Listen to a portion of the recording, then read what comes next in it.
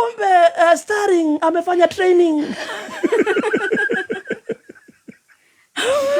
Starring aliangalia ile section, akajipanguza hivi, akakumbuka, oh, you touched my ankle 80 years ago. I'm coming for revenge.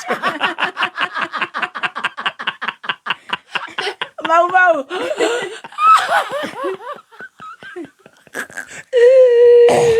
Kidogo Starring akajaza revolver, aka aim at the target. Kumbuka Starring ukipenda zaidi ni sniper. She does not miss the target. Kidogo akarusha yake ya kwanza na kumwambia, mama, umekuja sana. Ungeendelea na history zote, lakini usikuze mamangu. Usimkuze nani?